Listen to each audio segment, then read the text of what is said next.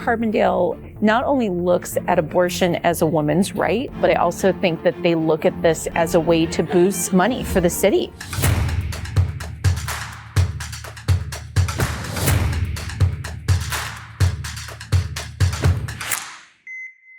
Hi, Brian Westbrook here at Coalition Life, and thank you for joining us on the Pro-Life Tour.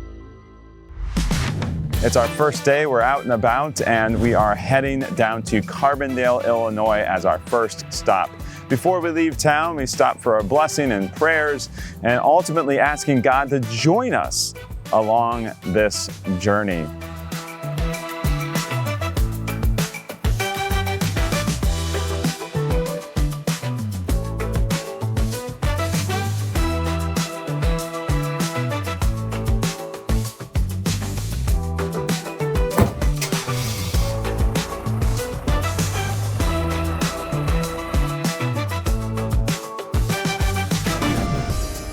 So we head down to Carbondale, and Carbondale is now the hotbed of abortions in the Midwest. This Cradle of Hope. St. Anne Cradle of Hope is right here, and then Aid for Women is the very first one right over here.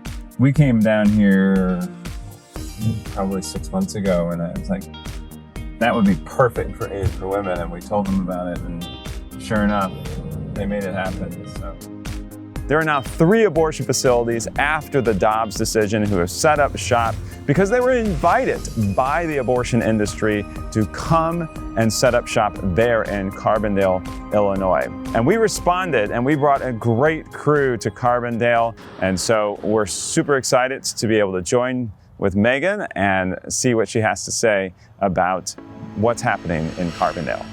Why is Carbondale important in the last couple of years? There's a Planned Parenthood, and then there's 2 other clinics, and they perform abortions up to, I believe, 24 weeks. So Why'd they pick Carbondale? Carbondale has become a lot more progressive and liberal in its beliefs and in its practices within the city. When the abortion clinics were getting ready to open, there was a lot of excitement and anticipation for how much this was going to increase not only people coming into the area, but it was going to bring money to the city. So I think Carbondale not only looks at abortion as a woman's right, but I also think that they look at this as a way to boost money for the city. Do you think they're getting what they want? If I'm just basing it on the amount of cars that I'm seeing coming in, I would assume they'd see a little bit of a boost somewhat. I ultimately think they just believe that this is a women's right, and now that surrounding states have either banned it or made it very, very difficult for women to get abortions, I think Carbondale has looked to themselves as this hub, this new sort of central hub in this area for all of these, poor women that can't get abortions now in southern states or places like Tennessee and that sort of things. Why Sidewalk Console? Before I did this, I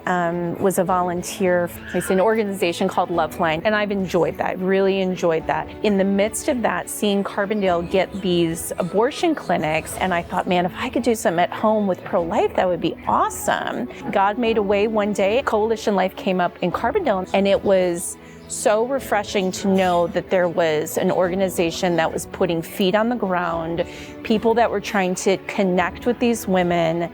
And I thought, man, I'm going to jump on with this because those women need help.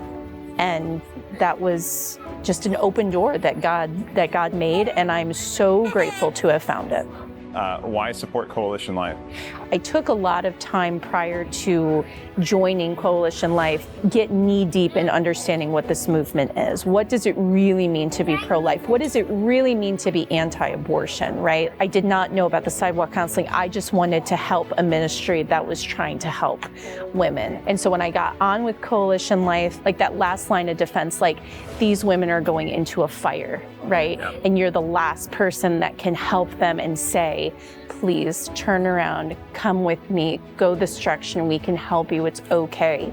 And that holds a lot of weight. Like honestly, at the end of the day, God's doing the work and he gets the credit for all of it, but we're his hands and his feet to do that work. And right. So it's very rewarding. So tell me how you feel about it being more of a professional staff. I know you worked as a volunteer and then than staff member. We get a lot of criticism for having it staff members, and we have 43 people on staff now. We hope to have 6,000 people on staff. How is that different, and how is that important to make that happen? This is the type of job where I can completely understand how it burns people out.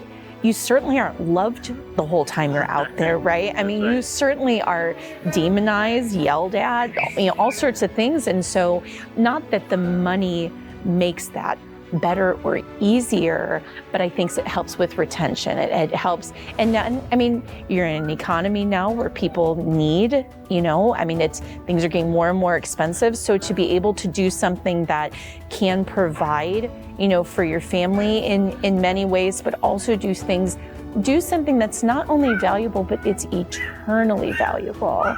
Like the eternal value of being able to minister in that way to women, to help them to choose life for their children. That is an eternal gift that you're being able to give them. And that's like invaluable, right? Like you can't put a price on that. I think it helps with attention, and I think it helps to support families. And that's what we're trying to do, right? Exactly. I mean, we're trying to help them support their family, and in return we're supporting our own family, and it's a blessing to be able to do that. So